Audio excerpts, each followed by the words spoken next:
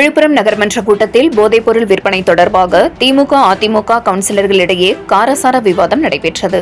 விழுப்புரம் நகர்மன்ற கூட்டம் நேற்று நகராட்சி அலுவலகத்தில் நடைபெற்றது. கூட்டத்திற்கு நகர்மன்ற தலைவர் தமிழ்ச்செல்வி பிரபு தலைமை தாங்கினார்.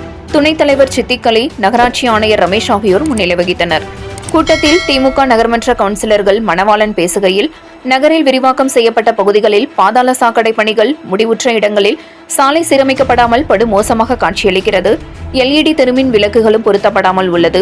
எத்தனை முறையோ அதிகாரிகளிடம் புகார் கூறியும் எந்த வேலையும் செய்வதில்லை. அப்புறம் ஏன் நகர்மன்ற கூட்டத்திற்கு கவுன்சிலர்களை அழைக்கிறீர்கள்? மக்கள் கேட்கும் கேள்விக்கு எங்களால் பதில் சொல்ல முடியவில்லை. மின்விளக்கு இல்லாமல் போதை ஆசாமிகளின் தொந்தரவு அதிகரித்துள்ளது என்றார். அதற்கு அதிமுக நகர்மன்ற கவுன்சிலர் வக்கீல் ராதிகா செந்தில் குறுக்கிட்டு பேசும்போது, இந்த நகராட்சியின் செயல்படாத அவலநிலை குறித்து ஆளும் கட்சி கவுன்சிலரே சுமார் அரை மணி நேரம் பட்டியலிட்டு குறை சொல்லியுள்ளார். அனைத்து திட்டங்களுமே அரைகுறைதான். இந்த ஆட்சியின் உச்சக்கட்ட அவலம். போதைப்பொருள் குறித்து ஆளும் கட்சி கவுன்சிலர்களே இங்கு குறிப்பிட்டுள்ளனர் என்றனர். உடனே திமுக நகர்மன்ற கவுன்சிலர் மணவாளன் குறுக்கிட்டு, அந்த அதிமுக ஆட்சியில்தான் குட்கா முறைகேடு புகார்கள் வந்தது என்றார்.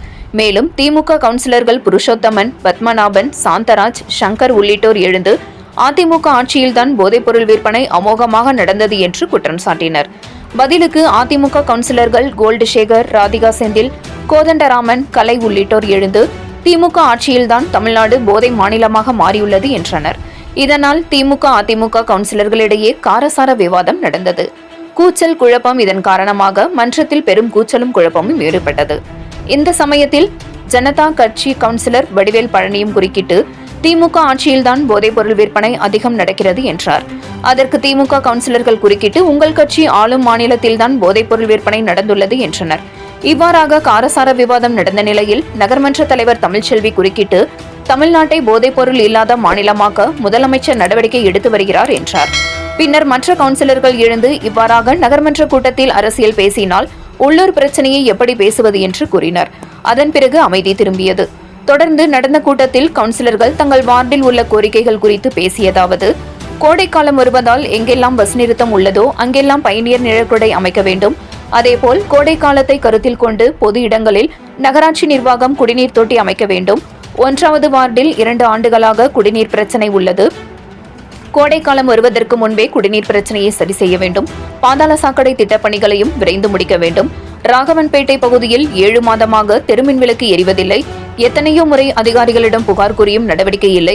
இவ்வாறு நகராட்சியின் 42 வார்டுகளிலும் பல இடங்களில் தெருமின் விளக்குகள் இல்லை. LED விளக்குகள் பொருத்த ஒப்பந்த புள்ளி கோரப்பட்டு பல மாதங்களாகியும் இன்னும் பொருத்தப்படவில்லை. தகுதியற்றவர்களுக்கு ஒப்பந்த பணிகளை கொடுத்ததால் பணிகள் நடக்கவில்லை.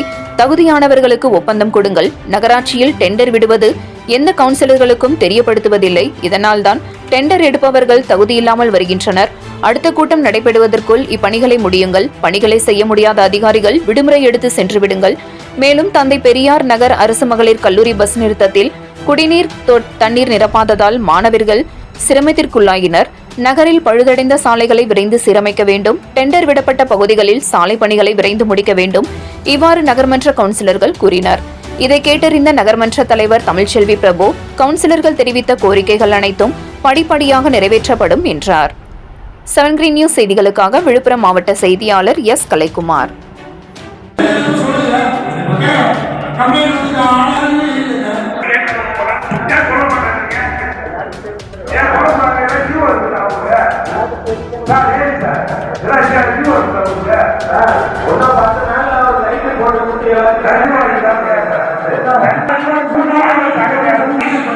போட்டு